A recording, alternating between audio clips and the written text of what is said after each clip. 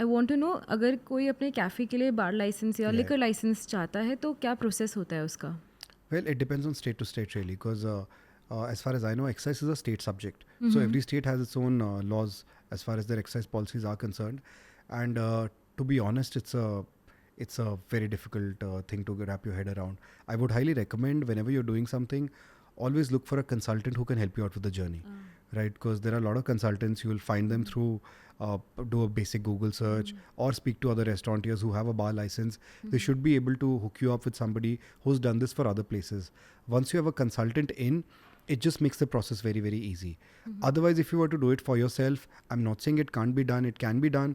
But since there are so many departments involved, it just is a fairly complicated process. And if I were to give you a basic structure, you first have to make sure that all your basic compliances are in place. For example, you have your FSI, your fire safety license, depending on state to state. Different states have different mandatory licensing. For example, in Delhi, you will need to have an MCD eating house permit. Sorry, you have to have a Delhi police eating house license, an MCD health trade license, a food safety license, a fire license. Once you have all of these in place, and they are sort of staggered, so you have to start with FSI, then apply for MCD, then get a police eating house clearance, then finally go to excise. Once you have all your basic compliances in place is when you approach the excise department for a state excise license. There will be a basic inspection, then you have to pay the fee. There are different classes of licensing depending on the establishment, and you have to go through the whole process. There are certain grey and white and black areas about it, like any other business process in India. But I'm sure the right way and the easy way is to go through somebody who's done a lot of licensing work for other brands, and it just makes it a whole lot easier. It's expensive also, and again. So approx कितना time and approx कितना पैसा लग जाता है to get a liquor license? It really depends, right? Some people I know from the industry, they've been able to get their license in as early as 2 months. We had to wait for 6 months to get our license in. Again, this depends on the state. This depends on so many factors, right? For example, if there's an election coming in, during that time, a model code of conduct will kick in, and you can't, all processes are stalled during that time, right? So suddenly election aa gaya, 20 din kaam ruk gaya. You'll have to wait for that time. Similarly, kharche ki agar baat kare, depends on state to state, depends on license class. For example, in Gurgaon, we have a license which is called L10E. In Gurgaon, we only serve beer and wine, right? But if you were to have a full bar, that license in Gurgaon is called an L4, L5. The compliances are different, the fees are different, and this changes every year, right? But all in all, depending on the state, in Gurgaon, you could be looking at a year's worth of license fee, which for this year, last I checked, is about 20 odd lakhs for per annum. This has to be paid quarterly, and of course there are other expenses involved, other expenses. So okay, got it. So मैं जानना चाहती हूँ, जब कोई cafe अपने menu में alcohol include करता है तो कितना प्रॉफिट मार्जिन इफेक्ट होता है उससे, और आपके हिसाब से ये डिसीजन कितना सही है? Here again, there can't be a blanket answer for this question because it depends on the concept really. If, for example, if you're running a cafe which is very coffee focused, you bring in alcohol, you can't really expect all of a sudden it'll just take off and it'll contribute 40% to your top line. It just doesn't work that way, right?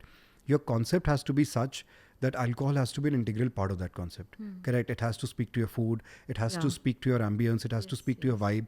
When everything comes together is when you could really expect alcohol to start moving. It can be really beneficial to some restaurant formats, for instance, and I'll tell you how that works also. For example, you have a format which can have a big liquor play in it. For example, if you were to do a cafe, you have the right kind of ambience, you have the right kind of event programming, you have a lot of musical events, or let's say you have different sort of gigs happening every other week. So you believe that you can move a lot of alcohol. In that case, for a cafe concept, which is not, let's say, a party place or a lounge or a nightclub, you could at best maybe aim for a 40 to 50% of your revenues coming in from alcohol sales, right?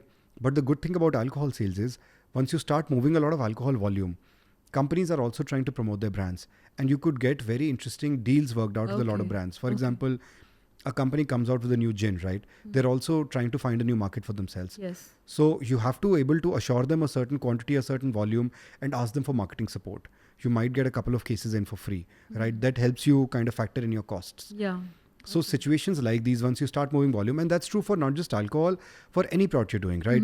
Once you start a relationship with a vendor and you start moving a lot of volume from that vendor, they will be able to give you Better certain price. marketing support Okay. and certain favorable payment terms, or in general make your life easier. And all of these things, when they come together, they do impact your bottom line a lot. So yes, on the other hand, if you are a concept which is trying to forcefully fit alcohol into that concept and you think it's a magic pill that will change the game altogether, I'm sorry, it doesn't work like that way. I mean, to be honest, for us also as a brand, we haven't been able to crack that code yet, right? Okay. People see us as a food first brand, and best case, I think the best contribution of liquor to our top line has never been more than a 35%. Usually it hovers around 30%, between 25, 30, 35%, but never more than that. Okay. Right? Alcohol has to speak to your menu. You have to be able to justify to your audiences why they should be having a drink at your place. Again, you have to price it right. You have to have a great cocktail program in place. So too many factors to be honest. Okay. अगर आपको ये video informative लगी और ऐसी और videos देखना चाहते हैं, so make sure to follow truthful nation on YouTube.